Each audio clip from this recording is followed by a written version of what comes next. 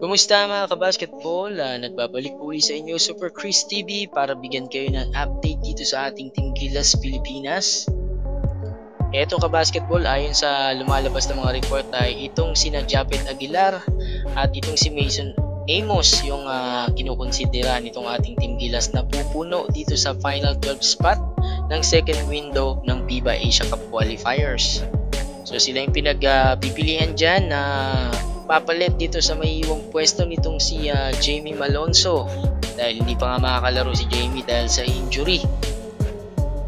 So yun mga kabasketball, halos wala na naman tayong makikitang pagkakaiba dito sa rosters ng ating Team Gilas Pilipinas. Yung mga nasa listahan ng rosters ng ating Gilas, nandito si Brownlee, si Thompson, si Junmar Fajardo, si Kiambao, si Ramos, si AJ Edu, Kai Soto, Carl Tamayo, si Perez, si Calvin Octana at itong si Chris Newsome. So ito na yung inaasahan natin, no? Ito na talaga yung final 12 na lalaban dito sa New Zealand.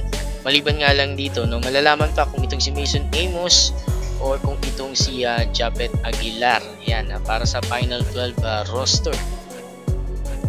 Medyo concern lang tayo mga kabasketball dito sa pinapakitang performance nitong si Justin Brownlee dahil pinanood natin itong buong PBA Finals, Barangay Ginebra versus Token Tex Liga.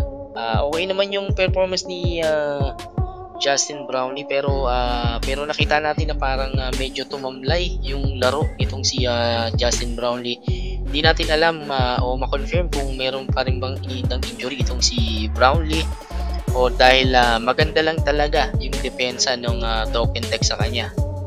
Madalas kasi naglalaro itong si Brownlee halos 40 minutes, no?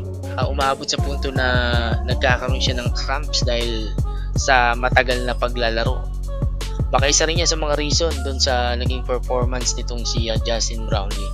Siyempre hindi natin maaalis dahil 36 years old na rin itong si Justin Brownlee. Matagal na rin siyang resident import itong Barangay Ginebra. No, hindi na rin bumabata itong si Justin Brownlee. Mga ilang games na lang siguro itong si Justin Brownlee mga kabasketball. Alam natin sooner or later nandyan itong si Benny Boatwright para pumalit dito sa may iwang pwesto nitong si Justin Brownlee.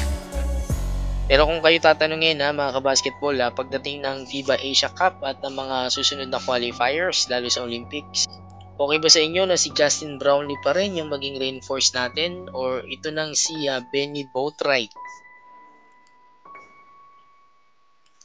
At ito mga kabasketball, pag-usapan naman natin itong si Kai Soto at yung kanya naging injury. Hindi naman na naging malala yung naging injury nitong si Kai Soto.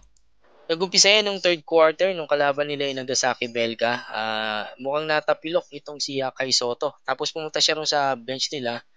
Pero nakabalik naman siya ng fourth quarter mga kabasketball at nakapaglaro naman itong si Kai at sa tingin natin ay okay na siya.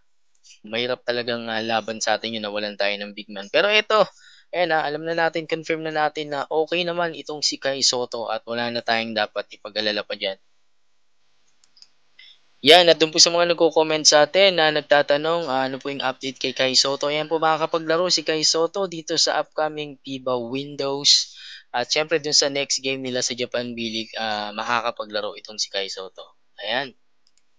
Eto, quick update naman dito sa website ng FIBA Asia Cup Qualifiers.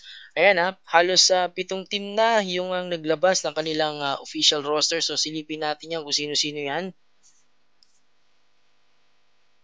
Yon, nandito tayo ngayon sa official website ng FIBA Asia Cup Qualifiers. So tingnan natin dito sa roster tracker yung mga teams na naglabas na ng kanilang official rosters. Nandito yung Australia, ayan. Tingnan pa natin yung Indonesia, ayan yung kanilang rosters. Yung Japan, ba? Ayan dami nila. Nandito rin itong New Zealand. Siyempre, nilabas na nila yung isang araw pa. Hindi pa kasali dito yung Gilas Pilipinas mga kabasketball. Yung Ziria, meron na rin po silang roster dito. Yung Thailand, ayan. At yun, no? Halos 7 team yung nakita natin dito sa website na naglabas ng kanilang roster spot. Ayan.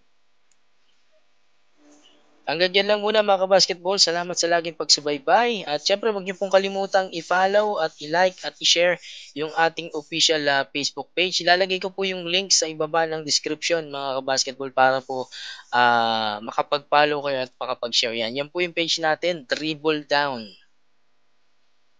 Ayan, salamat mga basketball. This is Super Chris TV.